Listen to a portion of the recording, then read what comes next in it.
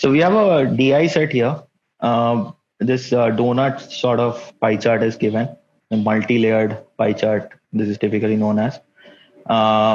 So there is a LED sales given. This pie chart should not might not be too much visible, but don't worry. While solving the questions, I'll enlarge this a bit. So just try to understand whatever it is mentioned as of now. So the outer layer shows the monthly sales during this period, with each level showing the month followed by the sales of the figure. So there's some quarter given. I hope you can see this, but I'll enlarge this any which way. So this quarter given, and then the monthly sales are given. The values are given accordingly. And for some of the months, the sales figures are not given in the chart. The middle layer shows quarter-wise aggregate sales figure, and the innermost layer shows the annual sales. So annual sales have also been, segregated, 2016 and 2017. So there are three layers to it. The monthly outside most, then you have the quarter-wise, and then inside is the total year figure. And there is extra information that is given. It is known that the sales figure, this part, it is known that the sales figure given during the 3 months of the second quarter, so April, May, June, form an arithmetic progression as to the 3 month sales figure in the fourth quarter, October, November, December of that year. So for 2016,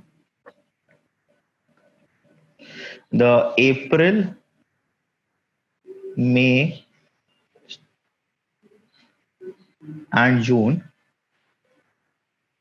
this forms an AP, and also the October, the November, and the December forms an AP. So for the same year, 2016.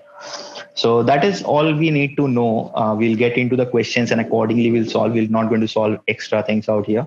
Whatever is required, that is what we are going to solve. That is typically how you should look at a DI set. So now let us get into the questions. Okay, so as I said, I've enlarged this pie chart for you. Now it should be properly visible.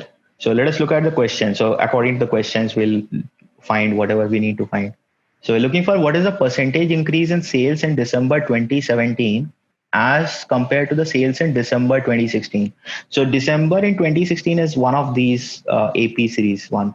So let us first evaluate that. So in 2016, the October, November, December, these three parts. So that is 100.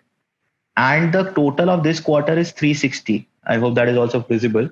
So this is 360 total of quarter. Now, if you remember the basic idea of AP series, if I have a AP of any number of terms, if there are odd number of terms, then the middle term is the average, right? So that automatically tells me that the November value has to be 120. That is 360 divided by 3. So as soon as you know this, October is 100 and November is 120. So that's a common difference of 20. So December has to be 140, right? So this resolves very quickly. And we are comparing December of 2016 to 2017, right? So 2017, now here also this is missing, but the total is given in November, October is mentioned directly. So we can just, subtract and all. So 150, 170, that's a total of 320. Subtracted from 500, we are left with 180 for December of 2017. So we are looking for a percentage increase. So that would be 140 to 180. That's a 40 increase out of 140. That is 2 by 7. And 2 by 7 is 28.57%. So option B is the answer. So that's it for question number 13. Let's move to the next one now. Question 14 says, in which quarter of 2017 was the percentage increase in sales from the same quarter of 2016 the highest?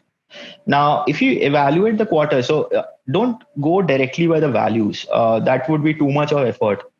So if you think about the quarterly, this thing, look at the spacing here. The spacing has been appropriately given in this particular pie chart, right? So if I directly go by the spacing, so quarter 3 is impossible because I hope you can see that the quarter 3 spacing here is more than the quarter 3 spacing here. So 2016, that will be actually a decrease. So quarter 3 is very silly to check. Even the quarter 2 is a very minimal increase, right? So quarter 2, I don't think we should be checking that any which way. So let us leave quarter 2. Quarter 1 and quarter 4 might be coming into context here, but I have a feeling quarter 1 will be the answer because quarter 1 has a lower denominator to start with. This spacing is quite low compared to quarter 4, this thing spacing. So quarter 1 should be having, quarter one should be having the highest percentage, but I'm not getting a good vibe about taking that as a exact this thing. I mean, I don't want to estimate that much by visually. So let us evaluate for quarter one and quarter four. So let's try quarter four first, because quarter four the total is anyhow known to us. So that's a 360 to 500. That's an increase of 140 out of 360. Let me reduce this first quickly. So 20 cancelled, we have 7 by 18. So this is the increase fraction in terms of, I mean, we can convert it to percentage, but this comparison of fraction should be sufficient. So quarter four, we have 7 by 18 increase. Now, what about quarter one? So quarter one, both of the cases, you have to make the total. So let us do that. So first of all, the 2016 one, the denominator. So we can add the totals here, 80, 60, and 100. So 80, 60 is 140 plus 100 is 240. So we are increasing from 240. And here you can see that's 160, 100, and 120. So 160, 100, and 120. That is for quarter one in 2017. So that gives me a total of 160, 120 is 280 plus 100 is 380. But we are looking from 380 out of 240, right? So that is 140. See, this reduction was also not necessary. So as I was saying, but this is fine. I mean, you can just play safe so that later on the calculation becomes easy. But then in this case, it should be very obvious, right? There's the same numerator, but the denominator is lower. So obviously quarter one is greater than quarter four. And that was anyhow the feeling from the visual part as well. So quarter one should be the answer to this question. Now let us move to the next one. Just 1 second. Okay, question number 15. Now, during which quarter was the percentage decrease in sales from the previous quarter sale the highest? Percentage decrease highest. So we are comparing from the previous quarter, not the same quarter of the previous year. So if we say quarter four of 2017, that will be compared with quarter three of 2017, just the previous quarter. Similarly, quarter one of 2017 will be compared from quarter four of 2016, right? So just the previous one. So let us look at the options straight away. So quarter four of 2017, so that is increasing from 220 to 500, right? So let me just write these numbers first of all. So 220 to 500. This seems a pretty big increase, right? Or more than doubling. What about quarter one of 2017? Quarter one of 2017, that is increasing from 360 to this value. That was 480 if you remember. 380 if you remember. But 360 to 380 will not be that much of an increase as in this one, right? So this one we can eliminate straight away. We don't even have to write this down. Coming to the next one, quarter two of 2000. Okay, sorry. My bad. We were looking for highest percentage decrease, right? My bad. But in both these cases, so both of these options are gone because both of these cases, the values are actually increasing. So both of the options are out. Sorry for that. We're not looking for percentage increase here. So we can eliminate this one also straight away. For quarter two of 2017, now this is actually a decrease, right? So this might be possible. So we'll keep that as a mark. And quarter two of 2016, again, that is again a decrease. So this might be possible. So all you have to check is this quarter two compared to quarter one of both the years, right? So for the 2016, quarter one to quarter two. So quarter one is a total of 80, 60, and 100. So if you remember from the previous one, you might have already in the notebook. So 140 plus 100 is 240. So it's decreasing from 240 to 150, right? But in 2017, it is decreasing from this total was 280 plus 100, 380. 380 to 60, 65, 65 and 75 is couple of 70s. You can evaluate in that way. So that's 140 plus 60 is 200. So again, you can see this is almost halving, but this is not halving, not even should be for quarter two of 2017. So option C is the answer in this case.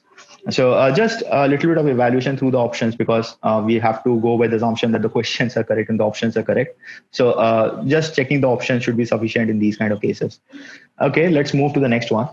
During which month was the percentage increase in sales from the previous month sales the highest? So now we are looking for monthly.